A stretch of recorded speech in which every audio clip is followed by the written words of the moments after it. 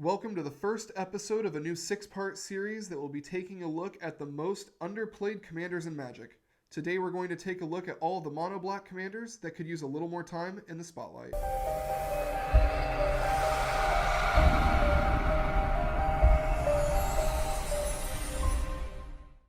The first commander we're going to take a look at today is Akuto Bornavash. He is a 4-drop 3/2 haste legendary spirit that reads, at the beginning of your upkeep, if you have more cards in hand than each opponent, you may sacrifice a swamp. If you do, return Akuto Bornavash from your graveyard to play. The best part about Akuto is how easily he can be recurred from the graveyard. Just by sacrificing a swamp, you can bring him back every turn, and since he has haste, he can just keep on attacking. He's an extremely aggressive general that allows for some fast starts to really put your opponents behind quick and early. The next commander we're going to take a look at is Ashling the Extinguisher. She is a 4-mana 4/4 that reads, whenever she deals combat damage to a player, choose target creature that player controls. He or she sacrifices that creature. While she may not be big and splashy, she gets the job done very effectively. Her sacrifice ability gets around indestructible creatures, and being a 4/4, she hits extremely hard. Aside from that, she also messes with players in a big way. Since she forces them to sacrifice a creature of your choice, they can no longer just let her through without thinking. This creates some really interesting strategy where you can attack to get rid of a creature that they don't want to put in combat. Next up to the table, we're going to take a look at Balth the Defiled. He is a 4-mana 2/2 that reads, all minions get +1/+1, and for 3 black, remove Balth the Defiled from the game. Each player returns all black and all red creatures from his or her graveyard to play. This is a really cool general for anyone that just wants to have a Rise of the Dark Realms on a stick. Keep in mind, however, that he also returns red creatures to play, so don't be surprised whenever your mono-red opponent brings back 31 ones.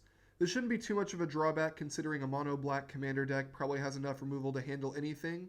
Aside from that, he's a zombie dwarf. Who doesn't want to have a zombie dwarf lead their commander deck?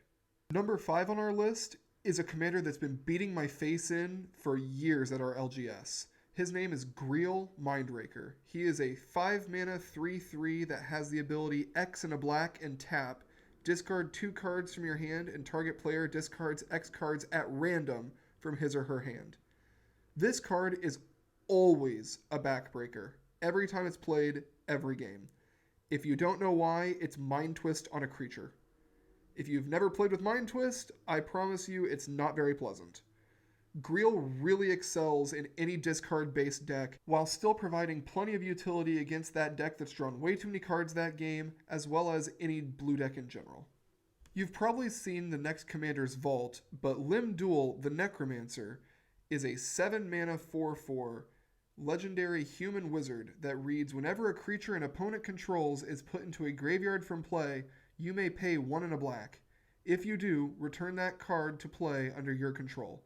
If it's a creature, it's a zombie in addition to its other creature types. He also has the ability 1 and a black, regenerate target zombie. Aside from his zombie synergy, he is also just Grave Betrayal on a stick. He's a flavorful commander that will make the table not immediately attack you as he is a 7-drop, and he provides some good stuff down the road. Lim-Dul is a rad addition to any mono-black commander deck that doesn't want to play just one of the normal mono-black commanders. Next up is one of my personal favorite long game commanders, Mogga, Traitor to Mortals.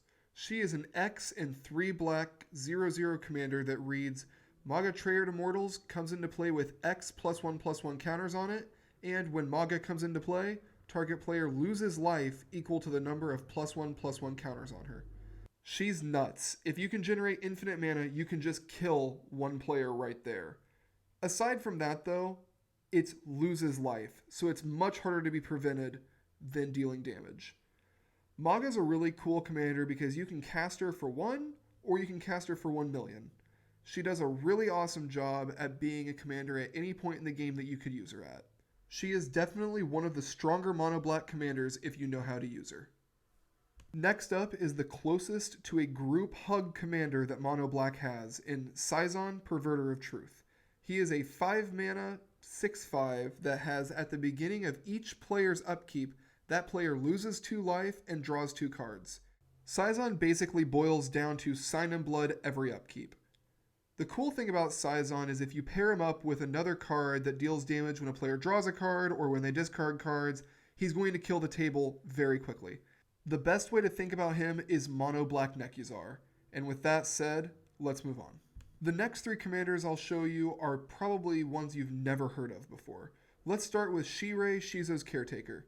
He is a 4 and a black 2/2 that reads, whenever a creature with power 1 or less is put into your graveyard from play, you may return that creature card to play under your control at the end of turn if Sheera, Shizo's Caretaker is still in play.